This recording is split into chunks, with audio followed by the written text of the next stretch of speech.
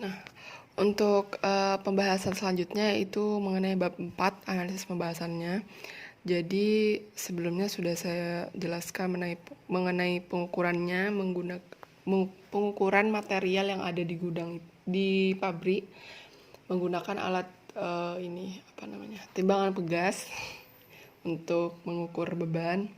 Kemudian untuk metode inventory-nya dengan pengukuran dimensi. Jadi ini adalah dimensi dari ilustrasi meja misalnya. Jadi outputnya yaitu berupa volume benda tersebut. Kemudian volume tersebut dikonversikan menjadi massa. Jadi massa persatuan benda meja sebesar 72,72 kg. Kemudian data luas bangunan. Jadi ini adalah luas bangunan area di Albea yang akan diukur areanya. Jadi ada dibagi 3. Jadi yang ini adalah gedung 1, ini gedung 2, kemudian di belakang gedung 3. Ini adalah data luas bangunannya dari gedung 1 dalam satuan meter persegi sampai ke gedung 3. Kemudian data calorific value-nya ini dari literatur, dari Eurocode, sumbernya Eurocode. Kemudian yang tidak ada di Eurocode ini saya mengambil dari jurnal sebelumnya dari Rena Ayu. Kemudian ini adalah hasil fire load survey-nya. Jadi ini adalah material-material yang ada di gedung Albea maksudnya. Jadi material yang tercatat di sini itu berbahan selulosik atau yang mudah terbakar. Kemudian setelah mengetahui masanya, kemudian dihitung dengan energi konten, satuannya megajoule. Kemudian baru bisa menghitung fire load density.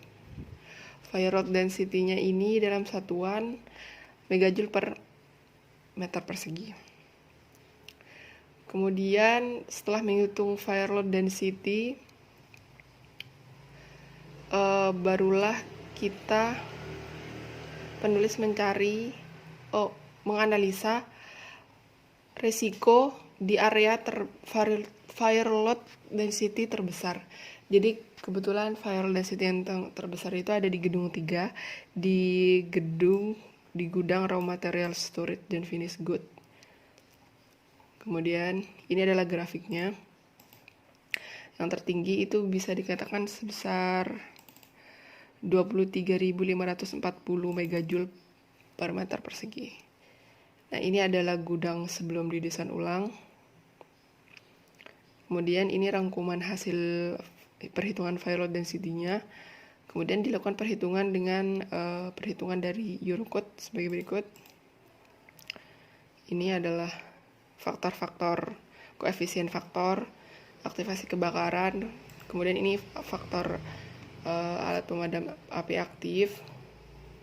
Kemudian ini kategori untuk tempat kerja khusus. Jadi karena tempatnya berupa gudang penyimpanan, jadi di sini tidak ada gudang penyimpanan. Jadi dihitung menggunakan rumus manual seperti ini. Kemudian setelah mendapatkan nilai fire load sebesar ini, dicari time equivalent-nya. Time equivalent itu adalah durasi kebakaran. Jadi durasi kebakaran dalam satuan menit menggunakan rumus ini. Kemudian ini adalah rumusnya, bukaan dan sebagainya. Didapatkan hasil sebesar 2 jam 21 menit. 141 menit. Nah, dari waktu 140 menit ini kita bisa mengetahui standar minimal tembok untuk membangun bangunan yang sesuai dengan standar. Jadi tebal dari tembok sebelum desain ulang itu sekitar 100 mm atau sekitar 0,01 meter. Kemudian berdasarkan Eurocode itu 141 ini ada di antara 120 dan 180 menit. Untuk itu hasilnya itu harus untuk mengetahui hasilnya tebalnya itu menghitung menggunakan interpolasi seperti ini. Jadi hasilnya minimal harus 122 mm. Jadi untuk itu, untuk desain bangunannya menambahkan ketebalan tembok hingga 122 mm. Setelah itu untuk rangkuman hasil desain ulangnya itu seperti ini. Jadi untuk keempat sisi tembok itu, jenis temboknya itu separating wall dari masonry wall, kemudian materialnya clay units atau batu bata, kemudian mortar ini adalah seperti semen dan untuk menyambungkan mensori lah, istilahnya seperti itu. Kemudian ketebalannya yang sebelumnya 100, kemudian ditambah dengan 122 menjadi 122 mm maksudnya. Kemudian analisa pirosimnya, jadi analisa pirosimnya seperti ini, kurang lebih seperti ini. Kemudian hasil kontur temperaturnya, jadi sebelum desain ulang seperti ini. Jadi masih tidak ada hasil penurunan temperatur, masih merah. Kemudian ini adalah grafik dari thermocouple. Jadi ini adalah suhu dalam waktu, satuan waktu detik. Kemudian HRR-nya ini tidak mengalami penurunan, masih stabil atau steady state, sama seperti thermocouple-nya. Kemudian setelah desain ulang itu mengalami perubahan dari penurunan suhunya seperti ini. Jadi tidak ada, di detik 700 sudah tidak ada api atau suhunya mulai menurun. Kemudian grafiknya thermocouple jadi seperti ini, suhunya menurun dari 700, dari detik hampir ke 600 mulai menurun. Kemudian untuk HRR-nya, HRR adalah heat release-nya, jadi untuk kebakaran itu sumber energi panasnya mulai menurun di detik, sama seperti thermocouple-nya, yaitu detik 600 hingga 700. Seperti itu. Jadi ini kesimpulannya. Sudah. Terima kasih.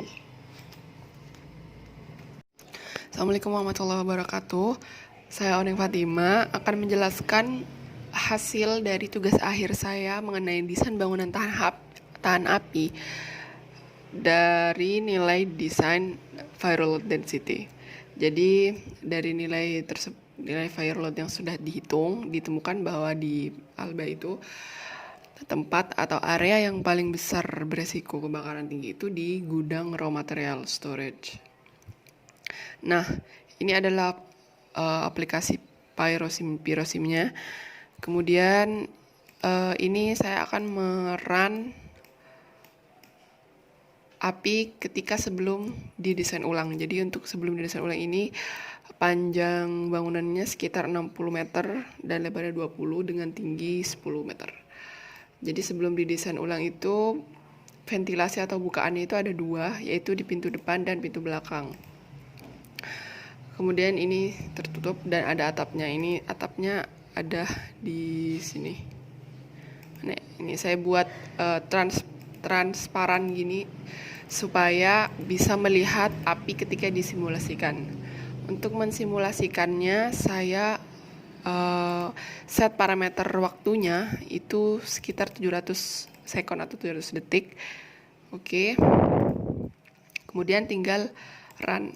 Nah, untuk run ini saya sudah simpan hasil runnya kemarin, jadi tidak perlu menunggu lama.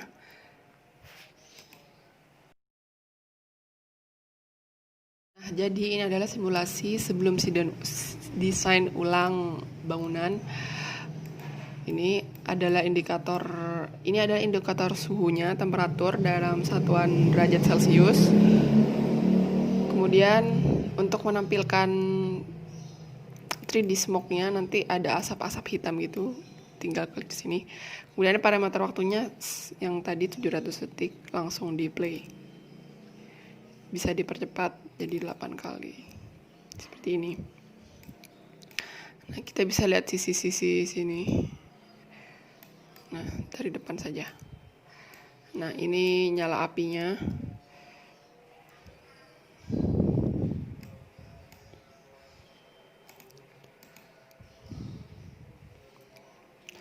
langsung dipercepat.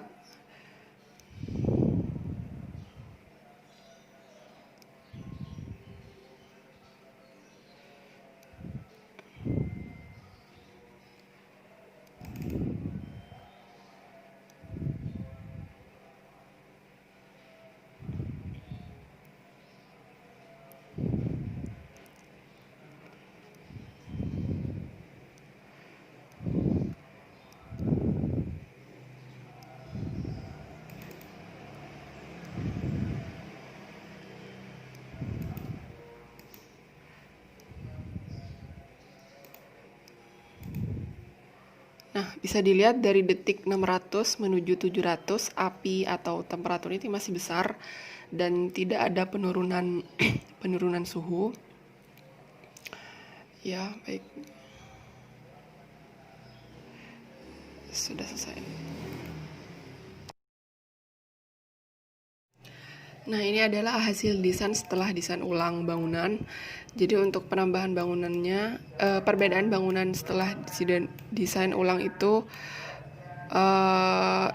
saya mengurangi bukaan atau ventilasinya yang sebelumnya itu ada 2, depan dan belakang.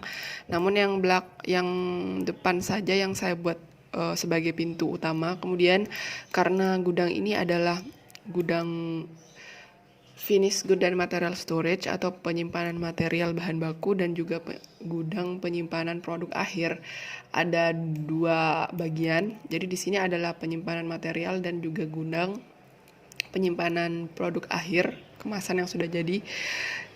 Itu tidak ada pembatas untuk mereka. Jadi untuk menurut saya, jika terjadi kebakaran itu akan mudah menyebar begitu. Jadi saya membuat suatu pembatas sebagai tembok di tengah untuk menandakan bahwa bagian material dan produk akhir itu berbeda. Jadi saya hanya menambahkan tembok pembatas di sini. Kemudian ini adalah burner. Kemudian ini ada smoke detector dan juga thermocouple. Saya juga set waktunya sebesar 700 detik. Kemudian tinggal run. Kemudian hasilnya ada di sini. Saya sudah menyimpan di sini.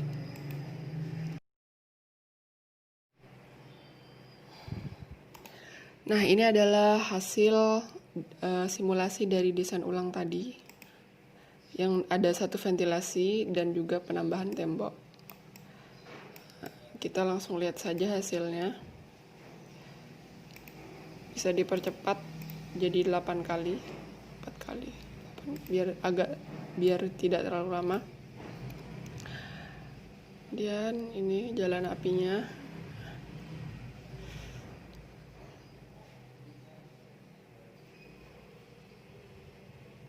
Bisa dipercepat lagi. Ini adalah indikator detik. Ini indikator suhu dalam satuan Celcius, derajat Celcius.